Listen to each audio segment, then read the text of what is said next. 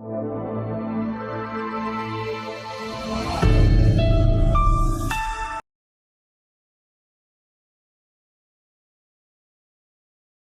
बच्चों, वाणी श्रृंखला की मेरी हिंदी व्याकरण भाग 8 में आपका स्वागत है। तो आइए प्रारंभ करते हैं हम अपने पाठ। प्यारे बच्चों, आज हम पाठ 8 संज्ञा अर्थात नाउन का अध्ययन करेंगे। संज्ञा अविकारी शब्द है जिसमें लिंग, वचन और कारक के कारण परिवर्तन होते हैं। संज्ञा शब्द से अभिप्राय है किसी भी व्यक्ति, वस्तु, स्थान एवं भाव आदि के नाम ही संज्ञा होते हैं। अतः संज्ञा को हम इस प्रकार परिभाषित करते हैं।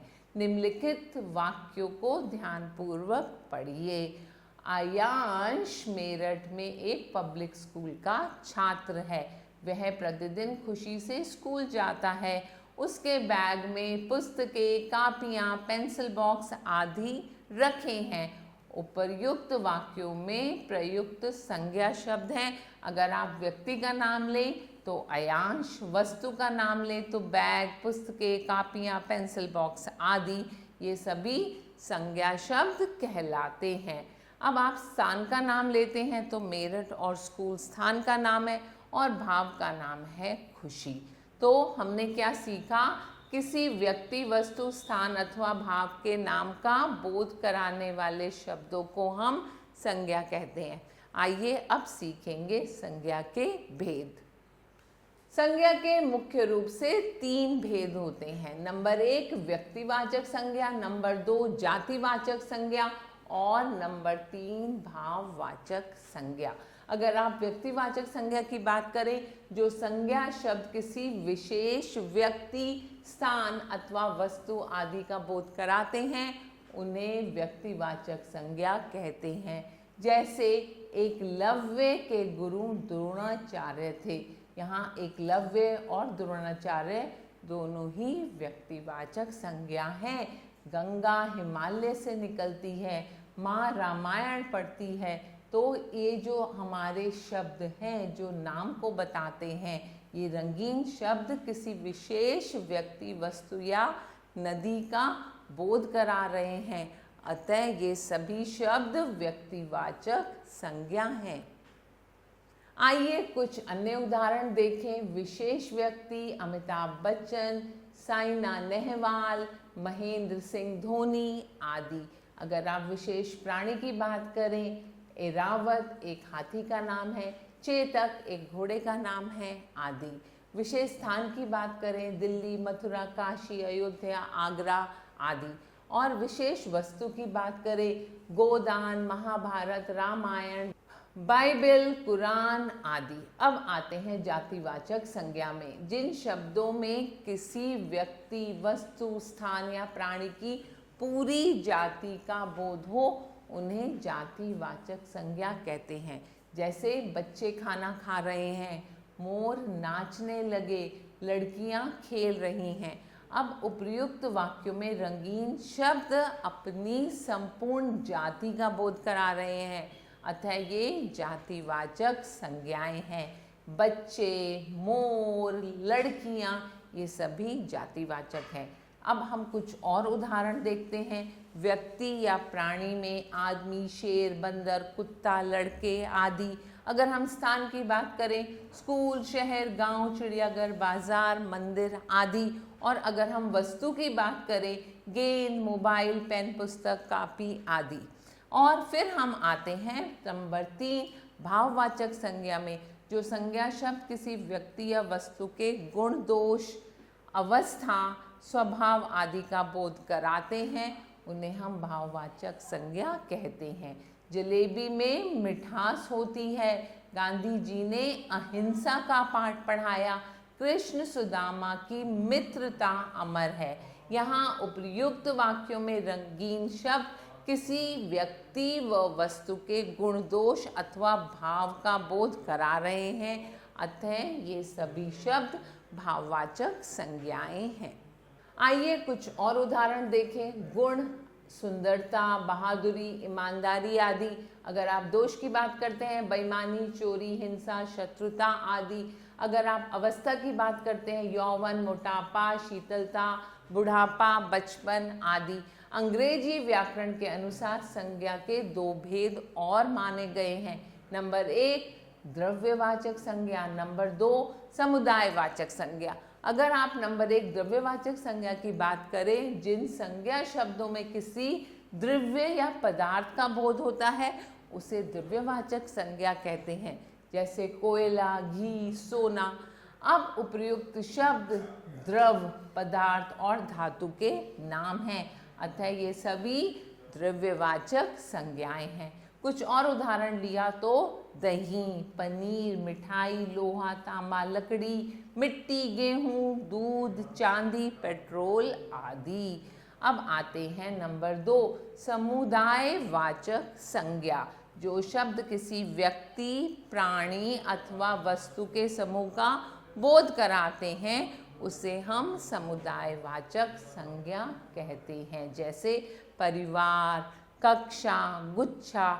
यहाँ उपर्युक्त शब्द समूह या समुदाय का बोध करा रहे हैं, अतः ये सभी शब्द समुदायवाचक संज्ञाएं हैं।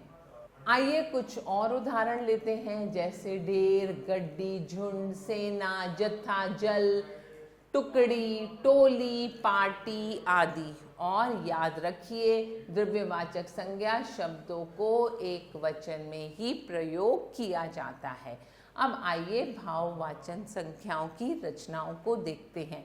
भाववाचक संज्ञाएं मुख्यतः 2 प्रकार की होती हैं। नंबर 1 कुछ मूल रूप से भाववाचक संज्ञाएं होती हैं, जैसे क्रोध, दया, प्रेम, क्षमा, दुख आदि। और कुछ भाववाचक संज्ञाएं जातिवाचक संज्ञा, सर्वनाम, विशेषण, क्रिया तथा अव्यय शब्दों से बनाई जाती हैं। जैसे जातिवाचक संज्ञा शब्दों से भाववाचक संज्ञा का बनना। तो अगर अभिनेता है तो उससे भाववाचक संज्ञा बनी अभिनय। ठग से भाववाचक संज्ञा बनी ठगी। तपस्वी से तप। सज्जन से बना सज्जनता। चोर से बना चोरी। हिंदू से बना हिंदुत्व। कुमार से बना कौमार्य।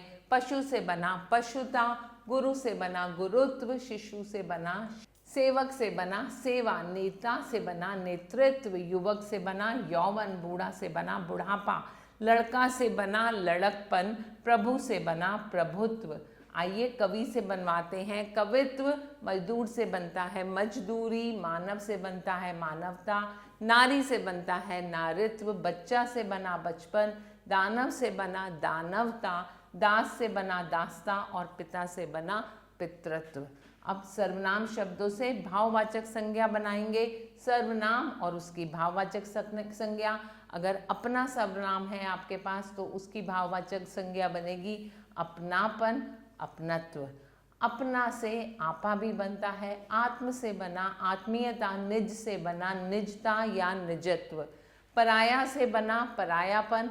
स्व से बना स्वत्व या स्वार्थ। सर्व से बना सर्वस्व। अहम से बना अहंकार। इसके बाद आइए विशेषण शब्दों से भाववाचक संज्ञा बनाना। तो विशेषण अगर हमें रोगी मिला है उसका भाववाचक संज्ञा बना रोग। हरा से हरियाली। सफेद से सफेदी। सफल से बना सफलता। मोटा से मोटापा। गर्म से गर्मी। इसी प्रकार कठिन से बना कठिनाई। चौड़ा से चौड़ाई। सरल से सरलता। खट्टा से खटास। प्यासा से प्यास। स्वास्थ्य से स्वास्थ्य। गंभीर से गंभीरता। अच्छा से बना अच्छाई। वीर से क्या बना वीरता। सभ्य से सभ्यता। गरीब से गरीबी। आलसी से आलस्य। बुरा से बुराई। लघु से लघुता। काला से बना कालिमा। अमर से बना अमरता। और अब लेंगे क्रिया शब्दों से भाववाचक संज्ञा बनाना। तो आपके पास है लूटना, इससे बनेगी भाववाचक संज्ञा लूट। घबराना से घबराहट। सींचना से सिंचाई। दौड़ना से दौड़। जीना से जीवन। घेरना से घिराव। चलना से चाल। चुनना से चुनाव। चढ़ना से चढ़ाई। बचना से बचाव। हारना से हार। पढ़ना से पढ़ाई। हंसना से हंसी। मांगना से मांग। जीतना से जीत। जलना से जलन, बुनना से बुनाई, खेलना से खेल। और फिर हम आते हैं अव्यय शब्दों से भाववाचक संज्ञा बनाना। आपके पास अव्यय शब्द है परस्पर, जिससे भाववाचक संज्ञा बन गई पारस्परिक। दूर से दूरी, शाबाश से शाबाशी, वहाँ से वाहवाही, मना से मनाही, धिक से धिक्कार, शीघ्र से शीघ्रता, बाहर से बाहरी, बहुत से बहुताय, निकट से निकटता, समीप से समीप्य, तेज से तेजी। आओ अब दोहराएं।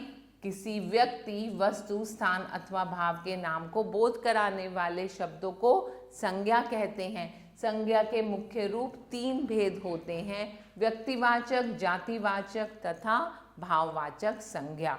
जो संज्ञा शब्द किसी विशेष व्यक्ति, स्थान अथवा वस्तु आदि का बोध कराते हैं उन्हें व्यक्तिवाचक संज्ञा कहते हैं। जिन शब्दों से किसी व्यक्ति, वस्तु, स्थान या प्राणी की पूरी जाति का बोध हो उन्हें जातिवाचक संज्ञा कहते हैं। और जिन संज्ञा शब्दों से किसी द्रव्य या पदार्थ का बोध होता है उन्हें द्रव्यवाचक संज्ञा कहते हैं। आशा है आपको पाठ समझ आ गया होगा। अब आप इसका अभ्यास कार्य स्वयं करेंगे। आशा है आपको पाठ अच्छे से समझ आ गया होगा। फिर मिलेंगे नए पाठ के साथ। तब तक के लिए आभार।